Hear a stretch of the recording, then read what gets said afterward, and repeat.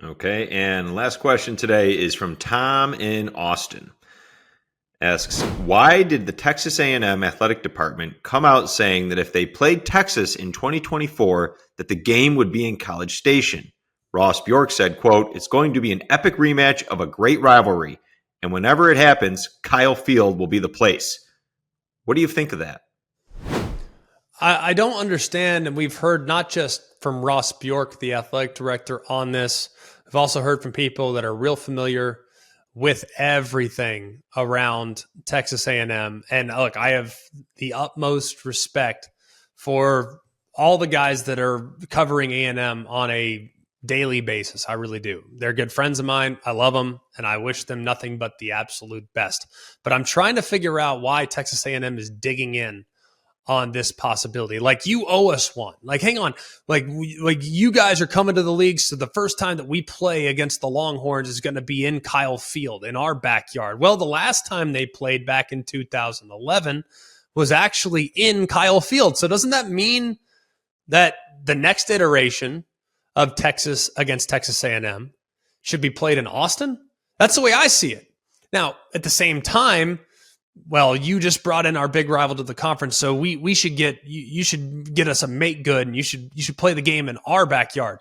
I don't agree with that. I don't agree with going out on the offensive and saying this is how things are going to go, and I'll be darned, man, we better have that game in our backyard. I don't agree with that. If I were in charge, and by the way, there have been several examples in which I've had this conversation with people that I'm from Texas, so I understand kind of the inner workings of the relationship between A&M and Texas. I get it. They don't like each other. I totally understand that. But if I were Texas A&M, you have proven over the last decade that you can stand independent of the Texas Longhorns. You couldn't prove that in the Big 12. You've now moved to the SEC. You have proven that you are your own brand, and a remarkably strong one at that. Stop playing this inferiority complex. Just stop. Here's what I would say if I were Texas A&M. I would say anytime, any place, anywhere, we'll play the Longhorns. We're just glad to have the rivalry back, and we'll stomp on them when we get our opportunity. That's what I would say. That's what I would say. I don't like this. Well, we'll play them, but it better be on our terms, and we better do it at our house. No.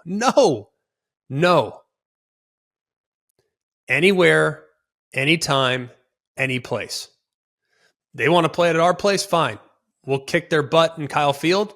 We want to play it at Darrell K. Royal? Fine. We'll kick their butt over there as well. That's the message. That's the message. Why do you think Florida State became awesome under Bobby Bowden? Anytime, any place, anywhere. Why do you think Boise State elevated to the top of college football in the mid to late 2000s? Anytime, any place, anywhere. It doesn't matter where you play the team. All that matters is putting your best foot forward to ultimately get the result that you want, and that's to win the game against your rival. Who cares where it's played?